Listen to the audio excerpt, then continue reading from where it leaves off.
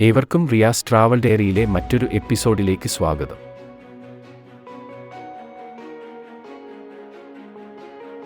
ഇന്നെൻ്റെ യാത്രയുടെ മൂന്നാമത്തെ ദിവസം.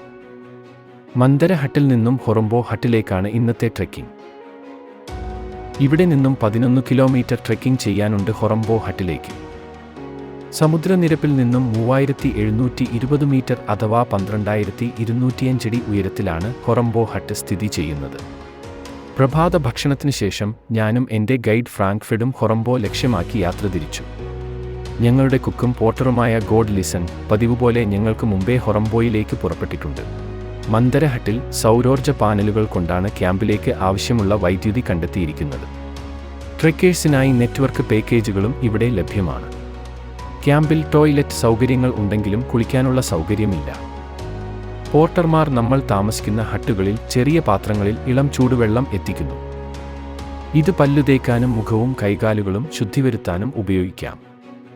ഇന്നലെ ട്രെക്കിംഗ് മുഴുവൻ റെയിൻ ഫോറസ്റ്റിലൂടെയായിരുന്നെങ്കിൽ ഇന്നത്തെ ട്രെക്കിംഗ് കിളിമഞ്ചാരോയുടെ ഹെദർ ആൻഡ് മൂർലാൻഡ് സോണിലൂടെയാണ്.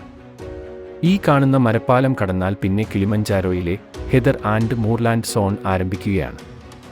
ഇവിടെ നിന്നും 200 മീറ്ററോളം അടുത്തായി ഒരു അഗ്നിപർവ്വതക്കോൺ അഥവാ ലാവയുടെ പ്രഭവ കേന്ദ്രമുണ്ട്, മൗണ്ടി ക്രേറ്റർ. പക്ഷേ അവയെല്ലാം ദശലക്ഷം വർഷങ്ങൾക്ക് മുമ്പ് തന്നെ നിർജീവമായവയാണ്. മരങ്ങളിൽ ഓൾഡ് മെയിൻസ് ബിയർഡ് അഥവാ വൃദ്ധൻ്റെ നരച്ച താടി എന്നറിയപ്പെടുന്ന ഒരു തരം പൂപ്പൽ തൂങ്ങി നിൽക്കുന്നു. ഇത് കാരണം മരങ്ങൾ ദൂരെ നിന്നും വെള്ളി നിറത്തിൽ കാണപ്പെടുന്നു. അധികം ഉയരമില്ലാത്ത മരങ്ങളും കുറ്റിച്ചെടികളും നിറഞ്ഞതാണ് മൂർലാൻഡ് സോൺ. പക്ഷേ താഴ്ന്ന ഉയരങ്ങളിൽ കാണപ്പെടുന്ന ഈർപ്പമുള്ള വനങ്ങൾ പോലെയല്ല ഇത്. കാലാവസ്ഥ തണുപ്പുള്ളതും ഈർപ്പം കുറഞ്ഞതുമാണ്. കൂടാതെ ലാൻഡ്സ്കേപ്പ് നിറയെ നീളം കുറഞ്ഞതും കാഠിന്യമുള്ളതുമായ പർവ്വതത്തിൻ്റെ പ്രതീകമായ സെനേസിയോസ്, ലോബെലിയാസ് എന്നീ സസ്യജാലങ്ങൾ നിറഞ്ഞതാണ്. മൂർലാൻഡ് ലാൻഡ്സ്കേപ്പ് ഏകദേശം 9000 അടിയിൽ നിന്നാരംഭിച്ച് 13000 അടി വരെയോളം നീളുന്നു. എരിക്കേഷ്യസ് വനപ്രദേശങ്ങൾ, പുൽമേടുകൾ, ടസോക്ക് പുൽത്തകിടികൾ, ഹെലിക്രിസം കുറ്റിച്ചെടികൾ, ചതുപ്പുകൾ എന്നിവ ഉൾപ്പെടുന്നതാണ് മൂർലാൻഡ്. കഠിനമായ സാഹചര്യങ്ങളുമായി പൊരുത്തപ്പെടുന്ന നിരവധി ആഫ്രോ ആൽപൈൻ സ്പീഷ്യസുകൾ ഇവിടെയുള്ള സസ്യജാലങ്ങളിൽ ഉൾപ്പെടുന്നു. മുമ്പോട്ട് പോകുംതോറും മരങ്ങളുടെ ഉയരം കുറഞ്ഞു വരുന്നതായി കാണാമെന്നും പിന്നീടങ്ങോട്ട് കുറ്റിച്ചെടികളും പുൽമേടുകളും മാത്രമാവുമെന്നും ഫ്രാങ്ക്ഫെഡ് പറഞ്ഞു. ഹൊറംബോ ഹട്ടിലേക്കുള്ള ചരക്കുകൾ ചുമന്ന് പോർട്ടർമാർ ഞങ്ങളെ കടന്നുപോകുന്നുണ്ട്. അവരുടെ മൊബൈൽ ഫോണുകളിൽ നിന്നും ബ്ലൂടൂത്ത് വഴി കണക്ട് ചെയ്ത സ്പീക്കറിലൂടെ ഉയർന്ന ശബ്ദത്തിൽ പാട്ടുകൾ കേൾക്കുന്നുണ്ട്. എനിക്ക് വളരെ കൗതുകമായി തോന്നിയത് ആ പാട്ടുകൾ നമ്മുടെ ഹിന്ദി സിനിമാ സോങ്ങുകൾ ആണെന്നുള്ളതാണ്. നമ്മുടെ ബോളിവുഡ് സിനിമകളും മൊഴി മാറ്റിയ തെലുങ്ക്, തമിഴ് സിനിമകളും ഇവർക്ക് ഏറെ പ്രിയങ്കരമായവയാണത്രേ. താഴ്ന്നു വളരുന്ന നിത്യഹരിതങ്ങളായ കുറ്റിച്ചെടികളാണ് ഹെദർ. അതുകൊണ്ട് തന്നെയാണ് ഇവിടം ഹെദർ ആൻഡ് മൂർലാൻഡ് സോൺ എന്നറിയപ്പെടുന്നത്. ഹെദറുകളിൽ വിരിഞ്ഞു നിൽക്കുന്ന പലവർണ്ണങ്ങളിലുള്ള പൂക്കൾ താഴ്വരയിലൂടെയുള്ള നടത്തത്തിന് ഒരു പ്രത്യേക അനുഭൂതി നമുക്ക് സമ്മാനിക്കുന്നു. മരങ്ങൾക്കിടയിലൂടെ കിളിമഞ്ചാരോയുടെ രണ്ടാമത്തെ കൊടുമുടിയായ മാവൻസി ഫ്രാങ്ക്ഫെഡ് കാണിച്ചു തന്നു. അല്പം കൂടി മുമ്പോട്ട് പോയാൽ ഏറ്റവും ഉയർന്ന കൊടുമുടിയായ കിബോയും മാവൻസിയും വ്യക്തമായി കാണാമെന്നും ഫ്രാങ്ക്ഫെഡ് പറഞ്ഞു. വഴിയിൽ കുടിവെള്ളത്തിനായി മറ്റു മാർഗങ്ങളൊന്നുമില്ലാത്തതുകൊണ്ട് മന്ദരഹട്ടിൽ നിന്നും വലിയ വാട്ടർ ബോട്ടിലിൽ പരമാവധി വെള്ളം ശേഖരിച്ചിട്ടുണ്ട്. അങ്ങകലെയായി കിളിമഞ്ചാരോയുടെ ഏറ്റവും ഉയർന്ന കിബോ കൊടുമുടി തെളിഞ്ഞു കാണുന്നുണ്ട്. മരങ്ങളിലും കുറ്റിച്ചെടികളിലും മഞ്ഞയും വെള്ളയും നിറത്തിലുള്ള പൂക്കൾ വിരിഞ്ഞു നിൽക്കുന്നു. ഇരുവശങ്ങളിലുമായി ഇടതൂർന്നു വളരുന്ന പുൽമേടുകൾക്കിടയിലൂടെയുള്ള ആ വഴി വളരെ മനോഹരമായി തോന്നി.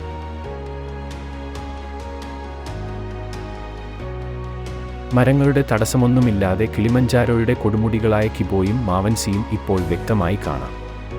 കിബോയുടെ ഉയരം സമുദ്രനിരപ്പിൽ നിന്നും 5895 മീറ്ററാണ്. രണ്ടാമത്തെ കൊടുമുടിയായ മാവൻസിക്ക് 5149 മീറ്റർ ഉയരവും. എന്നാൽ മൂന്നാമത്തേതും ഉയരത്തിൽ ചെറുതുമായ ഷിറാ കൊടുമുടി ഈ മറങ്കു റൂട്ടിലൂടെ വരുമ്പോൾ കാണാൻ സാധിക്കുകയില്ല. കാരണം ഷിറാ കൊടുമുടി കിളിമഞ്ചാരോയുടെ പടിഞ്ഞാറ് ഭാഗത്താണ്. കിബോയുടെ മുകളിലെത്താനുള്ള 7 റൂട്ടുകളിൽ ഒന്നുകൂടിയാണ് ഷിറാ റൂട്ട്. സമുദ്രനിരപ്പിൽ നിന്ന് 2800 മീറ്ററിന് മുകളിൽ സസ്യജീവൻ അതിജീവിക്കാൻ പാടുപെടുന്നതുപോലെ തന്നെ മൃഗങ്ങളും അധികം ഈ ഭാഗങ്ങളിൽ വസിക്കുന്നില്ല. എന്നിരുന്നാലും കിളിമഞ്ചാരോയുടെ ഉയർന്ന പ്രദേശങ്ങളിൽ കുറച്ചു ജീവികൾ വസിക്കുന്നുണ്ട്. എലാൻഡ്, ചെറിയ അണ്ണാൻ, മുതുകിൽ 4 വരകളുള്ള പുല്ലുകൾക്കിടയിൽ വസിക്കുന്ന എലികൾ എന്നിവ ഇവയിൽ ചിലതാണ്. ഹെദർ ആൻഡ് മൂർലാൻഡ് സോണുകളിൽ വലിയ ശബ്ദമുണ്ടാക്കുന്ന, കഴുത്തുകളിൽ വെളുത്ത നിറമുള്ള വലിയ കാക്കകൾ സ്ഥിരമായ സാന്നിധ്യമാണ്. ക്യാമ്പുകളുടെയും ഉച്ചഭക്ഷണ സ്റ്റോപ്പുകളുടെയും ചുറ്റുഭാഗങ്ങളിൽ ഇവ ഭക്ഷണങ്ങളുടെ എച്ചിലിനായി ചുറ്റിക്കറങ്ങുന്നതായി കാണാം. വരണ്ടതും തീപിടിക്കാൻ സാധ്യതയുള്ള പ്രദേശങ്ങളാണ് ടസോക്ക് പുൽമേടുകൾ. അതുകൊണ്ട് തന്നെ നമ്മുടെ അശ്രദ്ധ കൊണ്ട് കാട്ടുതീ ഉണ്ടാവാതിരിക്കാനുള്ള മുന്നറിയിപ്പ് ബോർഡുകൾ പല സ്ഥലങ്ങളിലും സ്ഥാപിച്ചതായി കാണാം. കുലകളായി വളരുന്ന പുല്ലിൻ്റെ ഒരു കൂട്ടമാണ് ടസോക്ക്. അവ മണ്ണിലേക്ക് ആഴത്തിൽ വേരോടിയവയാണ്. വരൾച്ചയുടെ ഘട്ടത്തിൽ മറ്റ് പുല്ലുകളെക്കാളും ചെടികളെക്കാളും ഇവക്ക് കൂടുതൽ ഈർപ്പം ലഭിക്കുന്നു. ഭാരങ്ങൾ ചുമന്നു പോർട്ടർമാർ എതിരെ കടന്നുവരുന്നുണ്ട്. പരസ്പരം കാണുമ്പോൾ ജാംബോ എന്ന വാക്കുകൊണ്ട് അവർ നമ്മെ വിഷ് ചെയ്യുന്നു. സ്വാഹിലി ഭാഷയിൽ ഹെലോ എന്നാണ് അതിനർത്ഥം. മറ്റു റൂട്ടുകളിലൂടെ ഹൈക്കിങ്ങിന് പോയ സഞ്ചാരികൾ താമസിക്കാൻ ഉപയോഗിച്ചിരുന്ന വലിയ ടെന്റുകളാണ് പലരും ചുമടായി കൊണ്ടുവരുന്നത്. മറ്റു റൂട്ടുകളെ അപേക്ഷിച്ചു സാധനങ്ങൾ ചുമന്നുകൊണ്ട് തിരിച്ചിറങ്ങുവാൻ കുറച്ചുകൂടി എളുപ്പം ഈ റൂട്ടിലൂടെയാണ്. 6-7 ദിവസങ്ങൾ കൊണ്ടാണ് പല റൂട്ടുകളിലൂടെയായി കിബോയുടെ മുകളിൽ എത്തുന്നതെങ്കിലും തിരിച്ചുള്ള യാത്ര 1-2 ദിവസങ്ങൾ മാത്രമാണ്. അങ്ങകലെ മേഘങ്ങൾ നമുക്കുതാഴെയായി പഞ്ഞിക്കെട്ടുകൾ പോലെ കാണുന്നുണ്ട്. വരണ്ടതും പാറ നിറഞ്ഞതുമായ ചരിവുകളിൽ ഹെലിക്രിസം സ്ക്രബ് എന്ന കുറ്റിച്ചെടികൾ കാണപ്പെടുന്നു. ഇവയുടെ പൂക്കൾക്ക് വർഷം മുഴുവനും വിരിയാൻ കഴിയുന്നതിനാൽ അവ നിത്യഹരിത പൂക്കൾ എന്നാണ് അറിയപ്പെടുന്നത്. കൂട്ടമായി വളരുന്ന ഇവക്ക് ഏകദേശം 2 അടി ഉയരം കാണും. ഇവയുടെ ഇല, തണ്ട്, പൂവ് എന്നിവയുടെ ഘടന പർവ്വതത്തിലെ വരണ്ടതും തണുത്തതുമായ കാലാവസ്ഥയെ അതിജീവിക്കാൻ ഈ ചെടികളെ സഹായിക്കുന്നു. സമുദ്രനിരപ്പിൽ നിന്നും 4500 മീറ്ററിന് മുകളിൽ വളരുന്ന സസ്യജാലങ്ങളിൽ ഭൂരിഭാഗവും താഴ്ന്ന കുഷ്യൻ സസ്യങ്ങളാണ്. അഗ്രോസ്റ്റിസ് സ്ക്ലിറോഫില്ല, സജീന അഫ്രോആൽപിന എന്നീ അപൂർവങ്ങളായ സസ്യവർഗ്ഗങ്ങളും ഇതിൽ ഉൾപ്പെടുന്നു. കിളിമഞ്ചാരോയുടെ ഉയരം കൂടിയ ഈ പ്രദേശങ്ങളിലൂടെ കടന്നു പോകുമ്പോൾ നിങ്ങൾക്ക് താഴെയായി മേഘങ്ങൾ കാണാം. ഇവിടെ നിന്നും കൊടുമുടി വരെ പകലിൽ വിശാലമായ നീലാകാശവും രാത്രിയിൽ ആകാശം നിറയെ തിളങ്ങുന്ന നക്ഷത്രങ്ങളുടെ മനോഹരമായ കാഴ്ചയും നിങ്ങൾക്ക് ആസ്വദിക്കാൻ സാധിക്കും. വഴിയിലെ മറ്റൊരു മരപ്പാലമായ വോന റിഡ്ജ്. അതിനു താഴെയുള്ള അരുവി വറ്റിവരണ്ടു കിടക്കുകയാണ്. അതും താണ്ടി ഞങ്ങൾ മുമ്പോട്ട് നടന്നു. ഏറെ നേരത്തെ വിശ്രമമില്ലാത്ത മലകയറ്റം കാരണം നന്നായി ക്ഷീണം അനുഭവപ്പെടുന്നുണ്ടായിരുന്നു. വൈകാതെ ഞങ്ങൾ പിക്നിക് പോയിന്റിൽ എത്തിച്ചേർന്നു. ഇവിടെ ട്രെക്കേഴ്സിനും പോർട്ടേഴ്സിനും വിശ്രമിക്കാനും ഭക്ഷണം കഴിക്കാനുമുള്ള സൗകര്യം ചെയ്തു വച്ചിട്ടുണ്ട്. രാവിലെ മന്ദർഹട്ടിൽ നിന്നും പുറപ്പെടുന്നതിന് മുമ്പ് തന്നെ ഗോഡ് ലിസൺ ഉച്ചഭക്ഷണം പാർസൽ ചെയ്ത് എൻ്റെ ബാഗിൽ വച്ചിട്ടുണ്ടായിരുന്നു. ഭക്ഷണം കഴിച്ചു അരമണിക്കൂർ അവിടെ വിശ്രമിച്ചതിനു ശേഷം വീണ്ടും ഹൊറംബോഹട്ട് ലക്ഷ്യമാക്കി ഞങ്ങൾ യാത്ര തുടർന്നു. ഉരുണ്ട പാറക്കല്ലുകൾ കൊണ്ട് നിർമ്മിച്ചിരിക്കുന്ന വഴിയുടെ വശങ്ങളിലൂടെ മഴവെള്ളം കുത്തിയൊലിച്ച ചാലുകൾ കാണുന്നുണ്ട്. ഇപ്പോൾ വരണ്ടു കിടക്കുന്നതാണെങ്കിലും മഴക്കാലത്ത് ഇതിലൂടെ വെള്ളം ഒന്നായി കുത്തിയൊലിച്ചു വരുന്നൊരു ഭാഗമാണിതെന്ന് വ്യക്തമാണ്. ടെസോക്ക് പുൽമേടുകളാൽ സമ്പുഷ്ടമായ ഈ താഴ്വാരം വളരെ മനോഹരമാണ്. കിളിമഞ്ചാരോയുടെ മറുഭാഗം കെനിയയുടെ അതിർത്തി പ്രദേശവും ഓപ്പൺ വൈൽഡ് ലൈഫ് പാർക്കുമായതിനാൽ ഈ പുൽമേടുകളിൽ വന്യജീവികളുടെ സാന്നിധ്യം ഉണ്ടാവാറുണ്ടെന്ന് ഫ്രാങ്ക്ഫർട്ട് പറഞ്ഞു. പക്ഷേ വിരളമാണ്.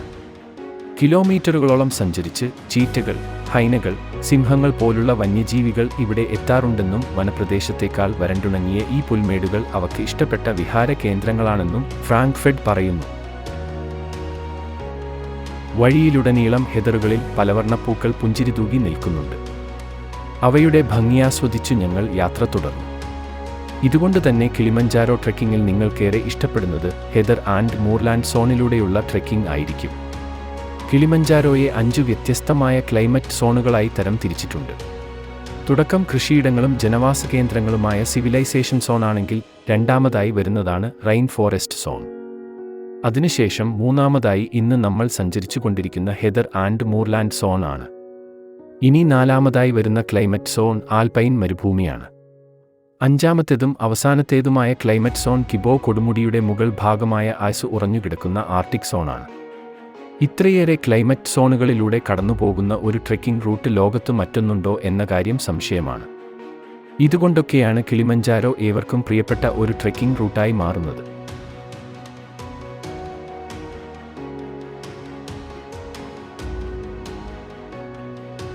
കിളിമഞ്ചാരോയിൽ കാണപ്പെടുന്ന ഒരു ഭീമാകാരമായ സസ്യമാണ് ഡെൻഡ്രോസെനസിയോ. ഈ അസാധാരണ സസ്യങ്ങൾ കിളിമഞ്ചാരോയുടെ ഉയർന്ന പ്രദേശങ്ങളിൽ മാത്രം കാണപ്പെടുന്നു. ഡെൻഡ്രോസെനസിയോ സാവധാനത്തിൽ വളരുന്ന ഒരു സസ്യമാണെങ്കിലും 20 അടിയോളം ഉയരം വരെ ഇവ വളരുന്നു. വഴിയുടെ ഈ ഭാഗത്ത് വെച്ച് ഞങ്ങളുടെ പോർട്ടറും കുക്കുമായ ഗോഡ് ലിസനെ കണ്ടുമുട്ടുകയും ഞങ്ങൾ 3 പേരും ഒരുമിച്ച് യാത്ര തുടരുകയും ചെയ്തു. കിളിമഞ്ചാരോ പർവ്വത ഹൈക്കിങ്ങിൽ വളരെക്കാലം എക്സ്പീരിയൻസ് ഉള്ള ആളാണ് മൊമ്മോയ എന്ന വിളിപ്പേരുള്ള ഗോഡ് ലിസൻ. അദ്ദേഹം നല്ലൊരു കൃഷിക്കാരൻ കൂടിയാണ്. പ്രധാനമായും വാഴ, മരച്ചീനി, ചോളോ, കാപ്പി എന്നിവ വീട്ടുവളപ്പിൽ കൃഷി ചെയ്യുന്ന അദ്ദേഹം പശുക്കൾ, ആടുകൾ, കോഴികൾ, താറാവുകൾ, മുയലുകൾ എന്നിവയെയെല്ലാം വളർത്തി ഉപജീവനമാർഗം കണ്ടെത്തുന്നു. ഇതിനു പുറമെയാണ് കിളിമഞ്ചാരോ പർവ്വതത്തിൽ അദ്ദേഹം പോർട്ടറും കുക്കുമായി സേവനം അനുഷ്ഠിക്കുന്നത്. ദശലക്ഷം വർഷങ്ങൾക്ക് മുമ്പ് ഉരുകിയൊലിച്ച ലാവാപ്രവാഹത്തിന്റെ ഭാഗമായി രൂപപ്പെട്ട പീഠഭൂമിയിലൂടെയാണ് ഇപ്പോൾ നമ്മൾ കടന്നു പോയിക്കൊണ്ടിരിക്കുന്നതെന്നു ഗോഡ് ലിസൻ എന്നെ ഓർമ്മിപ്പിച്ചു.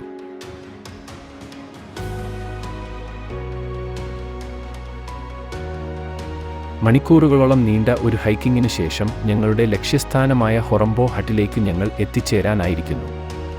അതിൻ്റെ ഒരു സന്തോഷം 3 പേരുടെയും മുഖത്തു വിരിഞ്ഞു. നമ്മൾ എത്തിക്കഴിഞ്ഞെന്നും ഈയൊരു കയറ്റവും കൂടി കഴിഞ്ഞാൽ ഹൊറംബോ ഹട്ട് കാണാമെന്നും ഫ്രാങ്ക്ഫെഡ് പറഞ്ഞു. ഫ്രാങ്ക്ഫെഡ് പറഞ്ഞതുപോലെ കുറച്ചകലെയായി ഹൊറംബോ ഹട്ട് കാണാം. കിളിമഞ്ചാരോ പർവ്വത ട്രെക്കിങ്ങിലെ ഒരു പ്രധാനപ്പെട്ട പോയിന്റ് കൂടിയാണ് ഹൊറംബോ. റെസ്ക്യൂ വാഹനങ്ങൾ എത്തിപ്പെടാൻ സൗകര്യമുള്ള അവസാന പോയിന്റ് കൂടിയാണ് ഇത്. അതിനായി സ്റ്റാർട്ടിംഗ് പോയിന്റായ മറങ്ക് ഗേറ്റ് മുതൽ ഒരു പാത ഇവിടേക്കായി നിർമ്മിച്ചിട്ടുണ്ട്. എന്നാൽ റെസ്ക്യൂ വാഹനത്തിന് മാത്രമാണ് അതുവഴി സഞ്ചരിക്കാനുള്ള അനുമതി. ഹൈ ആൾട്ടിറ്റ്യൂഡ് അസുഖങ്ങൾ നേരിടേണ്ടി വരുന്ന ട്രെക്കേഴ്സിന് ഓക്സിജൻ അടക്കം വേണ്ട പ്രഥമ ശുശ്രൂഷകൾ നൽകാൻ ചെറിയ ഒരു ക്ലിനിക്കും ഇവിടെ പ്രവർത്തിക്കുന്നുണ്ട്. ഒരു ചെറിയ മരപ്പാലം കൂടി കടന്നു വേണം ഹൊറംബോ ഹട്ടിലേക്ക് പ്രവേശിക്കാൻ. 60ഓളം ആളുകൾക്ക് താമസിക്കാവുന്ന ചെറുതും വലുതുമായ ഹട്ടുകൾ ഉൾപ്പെടുന്ന ഒരു ക്യാമ്പാണ് ഹൊറംബോ. ഇതിനു പുറമെ പുതിയ ഹട്ടുകൾ നിർമ്മാണത്തിലാണ്. ടെന്റുകളുടെ സൗകര്യങ്ങളും ഇവിടെ ലഭ്യമാണ്. നാളെ അക്ലിമൈറ്റൈസേഷന്റെ ഭാഗമായ വിശ്രമ ദിവസം ആയതുകൊണ്ട് ഇന്നും നാളെയും ഇവിടെയാണ് ഞങ്ങളുടെ സ്റ്റേ. മന്ദര ഹട്ടിൽ ഉള്ളതുപോലെ ഒരു ഓഫീസും ഇവിടെ പ്രവർത്തിക്കുന്നുണ്ട്. അവിടെയുള്ള രജിസ്റ്ററിൽ നമ്മുടെ ഡീറ്റെയിൽസ് എല്ലാം പൂരിപ്പിക്കണം. ഇവിടെ TTCL കോർപ്പറേഷന്റെ വൈഫൈ സർവീസ് അവൈലബിൾ ആണ്. 1 ദിവസത്തേക്ക്, 6 ദിവസത്തേക്ക്, 8 ദിവസത്തേക്ക് എന്നിങ്ങനെ 3 നെറ്റ്വർക്ക് പാക്കേജുകൾ ലഭ്യമാണ്. അതിൽ 6 ദിവസത്തേക്കുള്ള പാക്കേജാണ് ഞാൻ എടുത്തത്. ഇതിന് 65,000 താൻസാനിയൻ ഷില്ലിംഗാണ് ഈടാക്കുന്നത്. ഇന്നെൻ്റെ യാത്രയുടെ 4ാമത്തെ ദിവസം. ഇന്ന് അക്ലിമൈറ്റൈസേഷന്റെ ഭാഗമായി വിശ്രമത്തിനുള്ള ദിവസം ആണെങ്കിലും ചെറിയ ഒരു ഹൈക്ക് ചെയ്യാനുണ്ട്. 4 പേർക്ക് താമസിക്കാവുന്ന ഒരു ഹട്ടിലാണ് എനിക്ക് റൂം ലഭിച്ചത്. പക്ഷേ ഇന്ന് മുറിയിൽ മറ്റൊരാൾ കൂടിയേ ഉള്ളൂ. കിബോ കൊടുമുടിയിലേക്ക് പോകുന്നവരും തിരിച്ചു കിബോയിൽ നിന്ന് മല ഇറങ്ങിവരുന്നവരും ഈ ക്യാമ്പിൽ താമസിക്കുന്നുണ്ട്. ഹൈ ആൾട്ടിറ്റ്യൂഡ് സിക്നെസ് മൂലം ശാരീരികമായ ബുദ്ധിമുട്ടുകൾ അനുഭവപ്പെടുന്നുണ്ടെങ്കിൽ ഇനിയും മുമ്പോട്ട് പോവാതെ തിരിച്ചു മലയിറങ്ങാനുള്ള മുന്നറിയിപ്പ് ബോർഡുകൾ ക്യാമ്പിൽ സ്ഥാപിച്ചിട്ടുണ്ട്.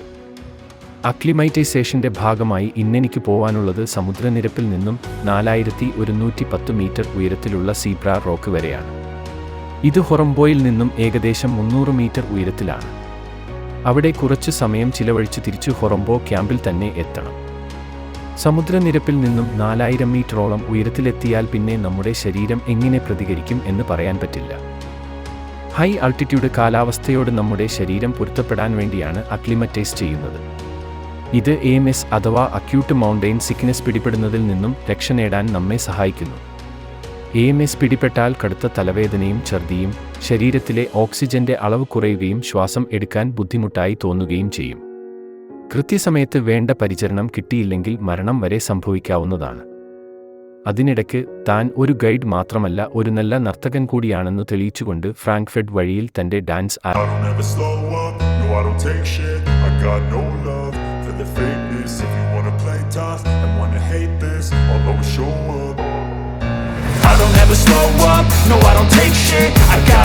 love for the fakeness. If you wanna play tough and wanna hate this, I'll always show up and make a statement. I don't ever slow.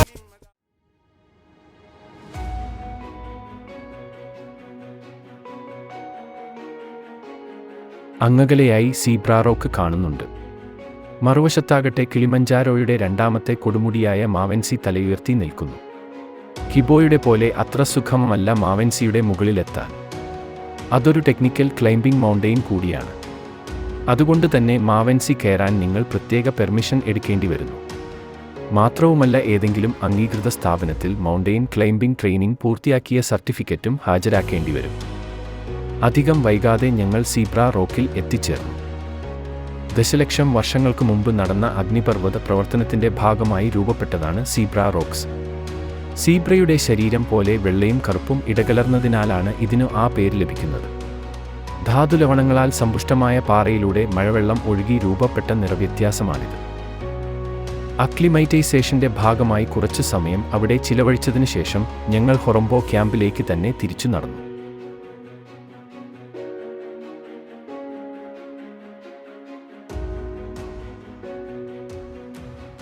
നാളെ ശാരീരികമായ ബുദ്ധിമുട്ടുകൾ ഒന്നുമില്ലെങ്കിൽ സമുദ്രനിരപ്പിൽ നിന്നും 4720 മീറ്റർ ഉയരത്തിലുള്ള കിബോയുടെ ബേസ് ക്യാമ്പിലേക്ക് യാത്ര തിരിക്കുകയും രാത്രി തന്നെ കിബോയുടെ മുകളിലേക്ക് ഹൈക്കിംഗ് ആരംഭിക്കാനുമാണ് പ്ലാൻ. അപ്പോൾ കൂടുതൽ വിശേഷങ്ങളുമായി നമുക്ക് വീണ്ടും കാണാം.